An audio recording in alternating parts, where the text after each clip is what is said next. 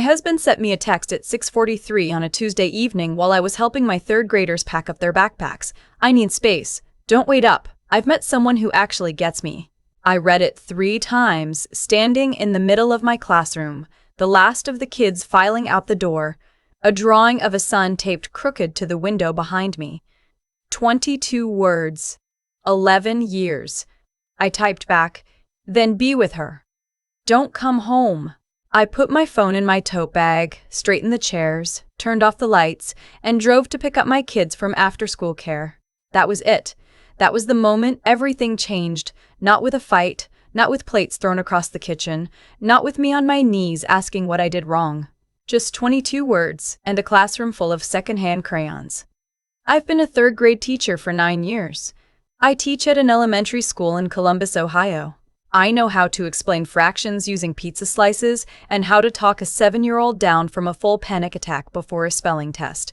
I know how to stay calm when everything around me is chaos, because the second I lose it, 23 small humans lose it with me. So when my husband of 11 years told me he'd found someone who gets him, I did what I always do. I held it together. His name doesn't matter anymore.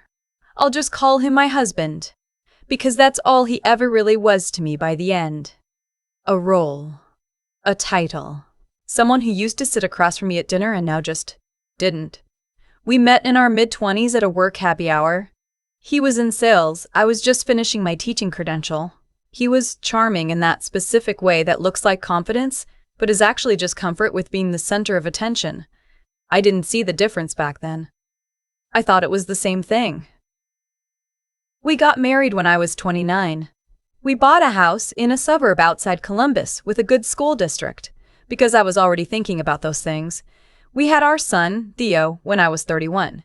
Our daughter, June, 2 years later. We had a life that looked, from the outside, exactly like a life should look. But somewhere between the second pregnancy and the third year of teaching and the pandemic and the refinancing and the school board meetings and the bedtime routines, my husband stopped showing up. Not physically. He was there, body in the house, car in the driveway, but he stopped being present. He'd come home from work, pour himself a drink, scroll through his phone, and answer my questions about his day with 3 words or fewer. I thought it was stress. He'd been passed over for a promotion. I gave him space.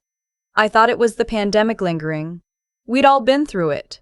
I gave him more space. I thought it was me, that I was too tired, too focused on the kids, too consumed by lesson plans and parent emails and who forgot their lunch. So I tried harder. I planned a weekend trip to Hocking Hills for our anniversary. He came, but he spent most of Saturday on work calls. I made his favorite dinners. I stopped bringing up the conversations he didn't want to have. I kept the space between us comfortable for him. I made sure he never had to try. And then came that Tuesday in October. I need space. Don't wait up. I've met someone who actually gets me. By the time I got home that evening, he had already been there and gone. A bag was missing from the closet, his charger, his good shoes, the framed photo of us from our trip to Portland 5 years ago, the one I always thought he kept because he loved it. Theo was 8. He asked where Daddy was. I told him Daddy was on a work trip. June was 6. She didn't ask. She just climbed into my lap while I was making dinner and stayed there. I stood at that stove stirring macaroni and cheese. Not the fancy kind, the blue box, because it was a Tuesday and I was surviving. And I thought, he took the Portland photo. He planned this. He hadn't just met someone. He had been meeting someone. The text wasn't an impulse. It was a conclusion he had already reached without me. I didn't cry that night. I tucked the kids in, poured myself 1 glass of wine, and sat at the kitchen table with my laptop open to our joint bank account. In the 11 years we'd been together, I had always had access to every account. He knew all my passwords too. I'd made sure of that early on. But over the past year, I'd noticed things. Small cash withdrawals, a credit card statement I'd never seen before, forwarded to his office address, a hotel charge in a city he never mentioned being in. I had noticed.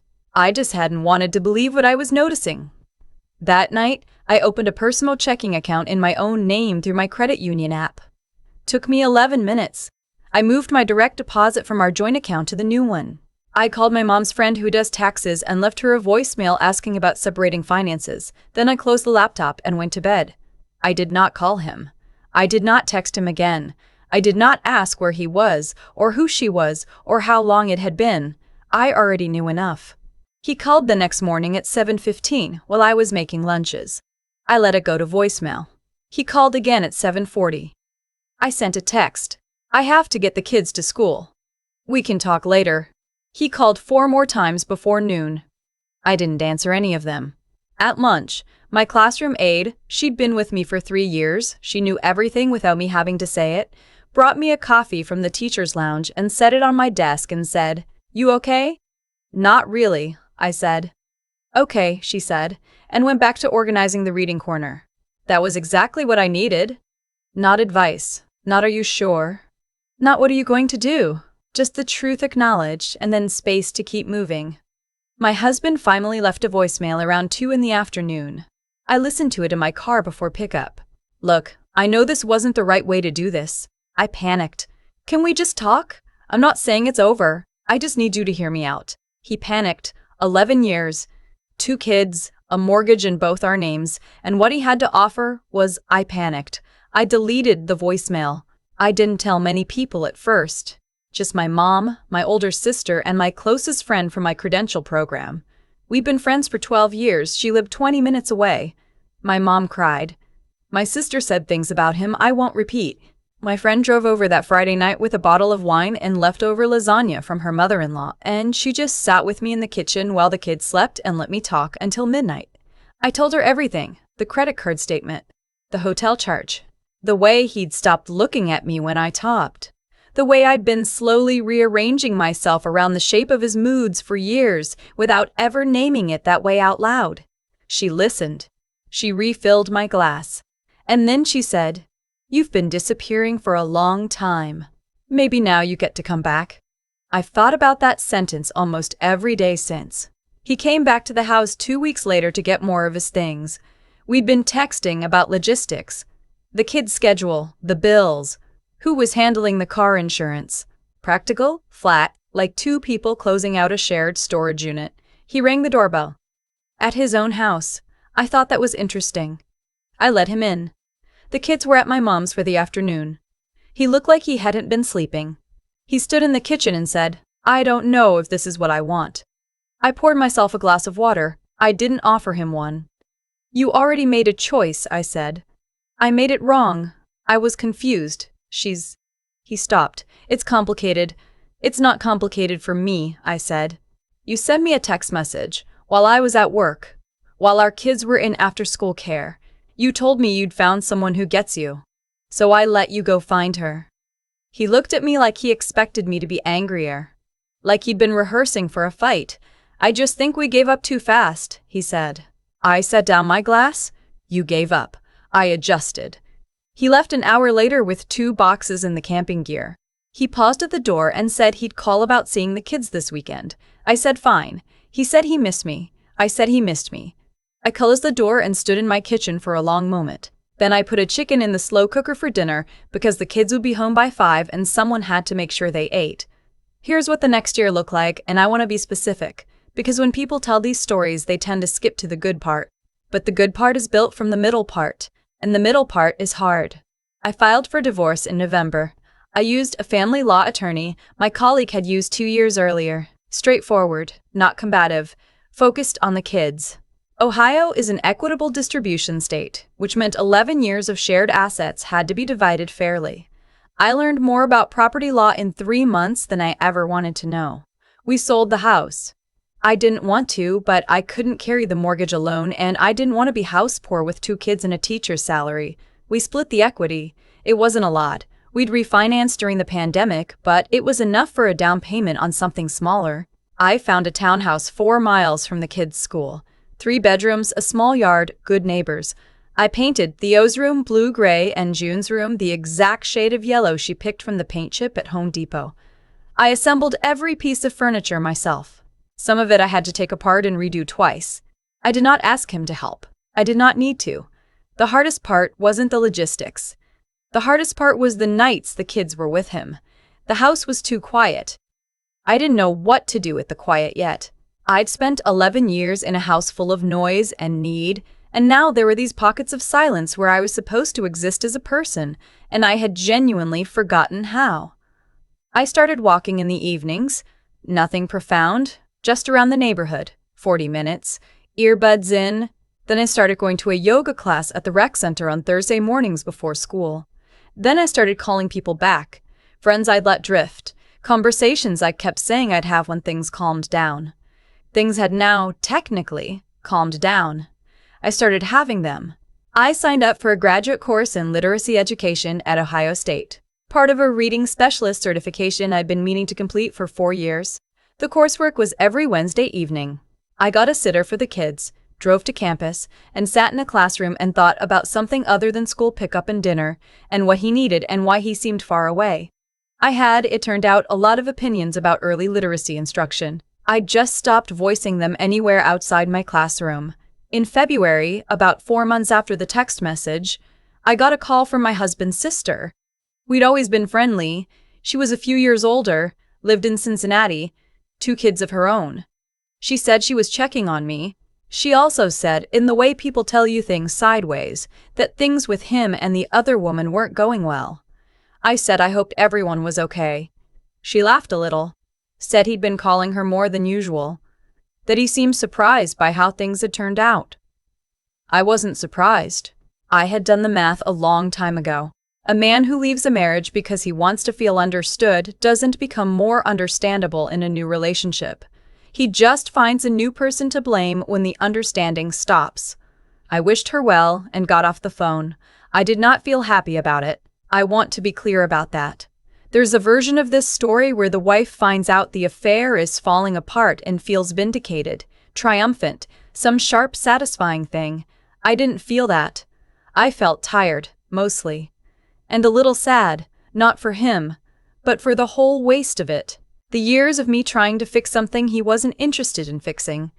The 2 kids who now shuffled between 2 houses. The Portland photo he took because he thought he'd want it, sitting somewhere I'd never see. What I felt, mostly, was done. He asked to meet for coffee in March. Neutral territory, he said. He wanted to talk about the kids' summer schedule. That part was true.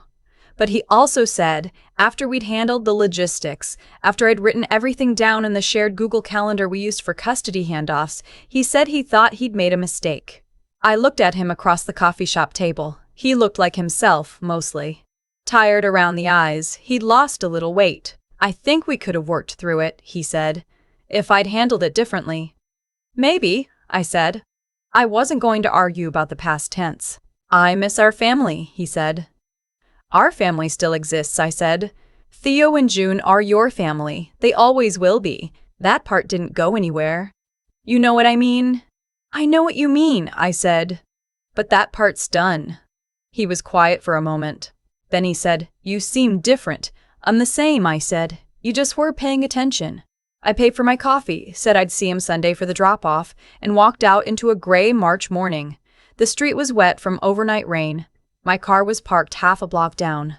I sat in it for a while before starting the engine. Not because I was uncertain, just because I wanted to feel it, the specific weight of a door closing all the way, not slamming, just shutting, firmly, with both hands, the latch catching clean. It's been 14 months now.